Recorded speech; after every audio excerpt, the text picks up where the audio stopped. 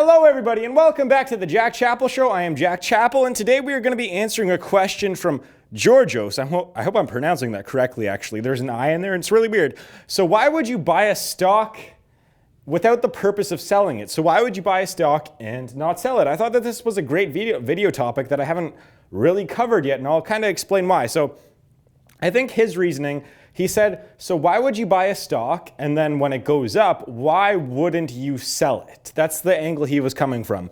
And so I have a few points here. I actually wrote them out here on my phone. So this is the only time I'll hopefully ever have to use my phone in a video. But so anyways, the very first thing I want to say is, what if there aren't any better opportunities for you out there? So I guess opportunity is one. So let's just say, for example, you invest in, I don't know, Microsoft or something, right? And then the stock goes way up and you want to sell it, but you look around and there's not many other great options out there, right? So it's like, what if you're forced to invest in a crappy stock after you sell yours kind of thing? So maybe you want to just sell it and keep it in cash. That's fine, I guess, but your money's going to lose its value over time. So I guess the very first thing is just opportunity. You know, if there's no better opportunity, then a lot of people won't sell their stock, just like me. I've sold my stock because I've seen better opportunity out there. But, you know, maybe you guys are different. Maybe you guys are the same. I don't know. So the next thing I wanted to mention here is, so for me, I don't buy and sell stocks 24/7 or even like every week. Maybe sometimes I'll go a few months without investing. That's happened. But if you invest for dividends, then you pretty much just don't sell ever. I mean, I'll give you an example here. So let's just say you invest in the most generic stock that I mentioned in every video, Coca-Cola, that pays out a 3.8% dividend, 3-point-something% dividend. So let's just say you invest $10,000. That's a good amount, $10,000. And therefore, you'd make about $330 a year off that stock, and hopefully you would reinvest that along with some other money. But pretty much you're just reinvesting the dividends because it's like a safe way to invest. So the stock could go up and down, up and down. You're still going to get your payments. And that's my strategy for the stock market for the most part. You know, I rarely go after speculation. I kind of have the 80-20 rule where you go like 80% safe, and then 20% like go for it, like speculation. Now this is for, you know, if you become more of an expert or more advanced, sure, this speculation number can go up to, I don't know, 30-40%. But at the end of the day, I have the 80-20 rule, and for beginners, just go like 100% safe. And what do I mean by safe and speculation? Safe is just go for stable companies that have been around for 50 years. You guys have all heard me talk about this spiel before.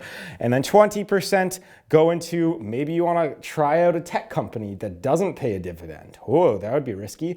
Maybe you heard that oil's going to go up or something. I don't like betting on oil too much. I mean, I did once, and it didn't turn out well, actually. That's my only bad stock I've ever bought. I lost like a very little amount, but I did lose money on it.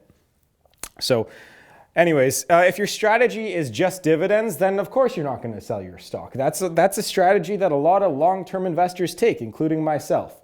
Now let's just see if I have this wiper here. I do not have this wiper, so I'm just going to keep writing on this board here. I have a few more points here. Hopefully they will fit on the camera. So why would you not want to buy and sell a stock? Well, just a basic thing is some people have transaction limits. I mean, for example, I actually don't really know what my limit is. I think it's around 20 for the average person a month, right? 20 or 30. It's around that number. So maybe you trade every day. Actually transactions, I guess that's a buy and sell, right? So maybe you make 15 big, buy and then sell, buy, sell, buy, sell.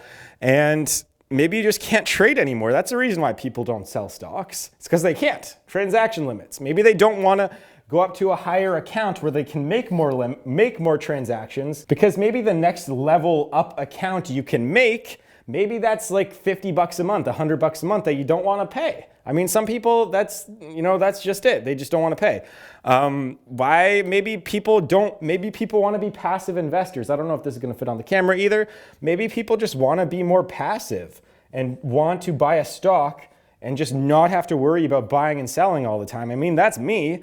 I like to invest in stocks where I don't have to look at them for a month, at least 2, 3, 4, 5, 6 months, 10 years. I mean, I invest in stocks that are almost solely ones that I know are going to be good over the next decade. So that's it. That's it. And I mean, occasionally I'll try and make a bet here, but that's about it. I mean, play it safe for most people. Let's see here. Passive investor. And I guess one other thing is just kind of a basic fundamental part here. Oh, I found my eraser here. A basic fundamental thing is that it kind of goes along the lines of the opportunity one up here, and that is, what if your stock is doing well? I mean, what if you, I'll give you an example here. Let's just say, let's rewind the clock. Let's go back to 2010, okay? 2010, maybe 2005, okay? Let's go back even 2000. And let's just say you bought Amazon, or you bought Apple, or you bought, what's a big company right now? I don't know, name some other big tech company. We're just gonna go Amazon for this one. So maybe you see that the stock's been slowly increasing in value over years and years and years, and it's been consistent and consistent and consistent. Well, what's to say that it's not going to keep going up in value, especially if it's in an upcoming field like Amazon that has pretty much not a monopoly, but like they're the biggest online retailer in the world, right? So why would you want to sell that stock? Everyone's going into online shopping these days, so obviously, yeah, you wouldn't want to sell that stock, is what I'm trying to say. Anyways, that's kind of what I wanted to mention about that question, because I know it's confusing to a lot of people. A lot of people think that when you invest in the stock market that you are pretty much trying to buy and then sell and then buy and then sell and then buy and then sell. I go by the thing where it's you buy and buy more. That's my strategy in the stock market. I mean, one video I'm going to tackle actually, hopefully this week, is recessions and how you can make a lot of money during the recession.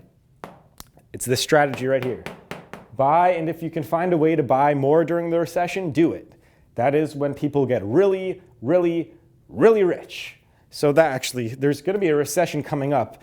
I'm going to go over this again in another video, but historically speaking, there has been a recession every 4 to 10 years since the early 1800s, late 1700s in the United States.